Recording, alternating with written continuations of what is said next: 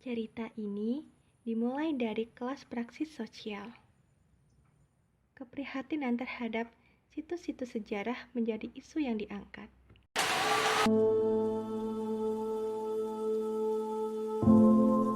Mbak Lia nggih. Perkenalkan, nama saya Anissa Musara Poligrom dari Universitas Negeri.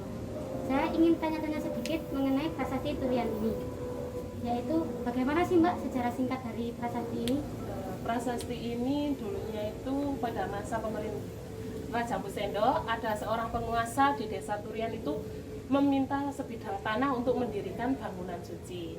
Oleh Raja Empu Sendok diberikan sebidang tanah di sebelah baratnya pasar dan di sebelah utaranya pasar yang bertepatan di baratnya Sungai Jaruman yang sekarang lebih dikenal Kali Bugan.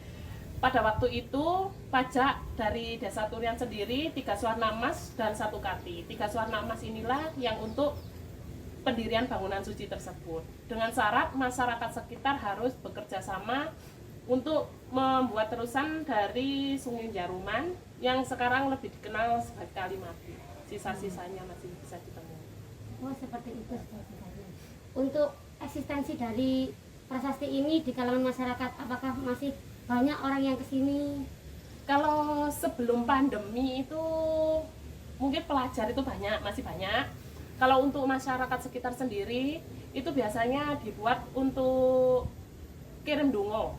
Nah, kalau masyarakat sekitar di sini itu biasanya kalau ada hajatan, pernikahan, sunat atau panennya sendiri itu melimpah, biasanya itu datang ke sini bawa selamatan, nasi goreng dengan lauk ikan bandeng. Syaratnya harus ikan bandeng, tidak bisa diganti yang lain. Kalau untuk masyarakat luar biasanya kesini tuh tujuannya untuk apa? Ada ya untuk penelitian ada, terus ya kayak sampean gini mahasiswa, terus ada yang untuk apa?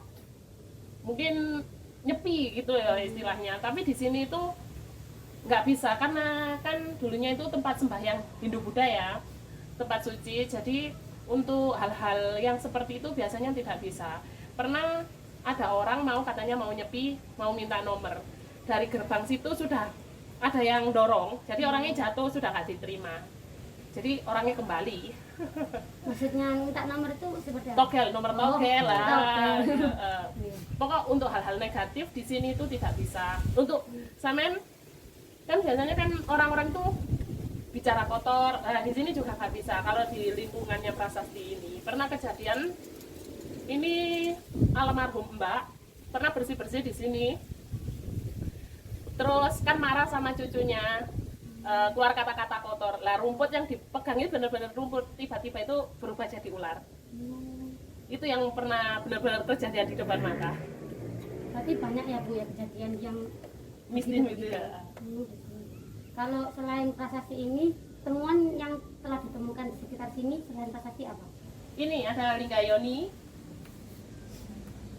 terus ini umpak, beberapa batu bata dan patung siwa tanpa kepala. Oh, ini Siwa. Dari tangannya kan terlihat ya, ini patung siwa tanpa kepala. Ada 2 alasan yang menyebutkan kenapa patung siwa ini bisa tanpa kepala. Alasan pertama katanya dulu itu waktu masa penjajahan Belanda, katanya masyarakat pribumi itu dibohongi. Katanya terusan antara kepala dan badannya ini ada emasnya. Karena dulu ekonominya yang rendah, banyak kelaparan, maka orang-orang itu berbondong-bondong untuk motong. Ternyata di dalamnya tidak ada apa-apa. Hanya akal-akalan mereka untuk membawa kepalanya karena harga jual yang tinggi.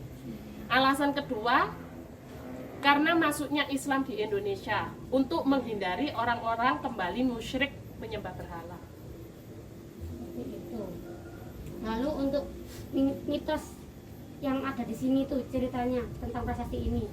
Kalau prasasti ini mitosnya itu dulu setiap malam Jumat Legi, tepat tengah malam katanya batu ini bisa bergerak.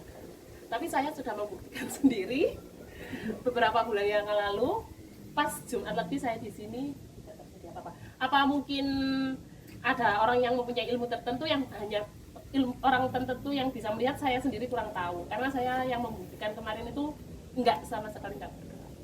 Yang bergerak itu sebenarnya kalau berdasarkan sejarah itu ini Linggayoni kalau disatukan kan lambang kesuburan hewan jiwa bisa digerak-gerakkan. Lalu harapan Mbak sendiri bagi prasasti ini di zaman sekarang? Lebih diperhatikan kondisi-kondisinya di sini kayak apa, pakar-pakar kan ya wis seperti itu ya, seperti itu saja. Kalau untuk harapan untuk mitos-mitos yang beredar, Kalau mitos sendiri tidak bisa dipisahkan ya, karena ya kepercayaan orang-orang sendiri kan. Jadi sudah dari mbah-mbah dulu di sini tuh orang-orang sekitar itu, yaitu kalau ada hajatan ya ke sini kirim doa tadi. Nah, tidak bisa dipisahkan jadinya. kalau itu untuk masalah hajatan tadi, apakah ada kayak apa nggak melakukan itu? Oh ya, kalau nganu biasanya itu nganu katanya itu tiba-tiba terang gini hujan terus ada yang sing kerasukan kayak gitu. Jadi kan percaya nggak percaya harus dilakukan. Nah. Iya. Jangan dari Sudah dari mbahnya itu loh. Dari dulu seperti itu. Nggih, sampun Bu nggih. Kula nyan pangapunten sudah mau sharing dengan kami untuk tugas kami. Sama-sama. Terima kasih.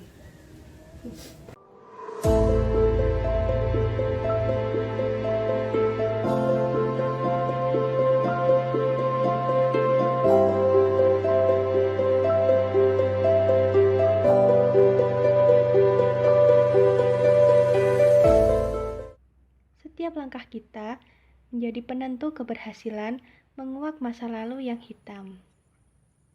Kami, kelompok 8 praksi sosial, mempersembahkan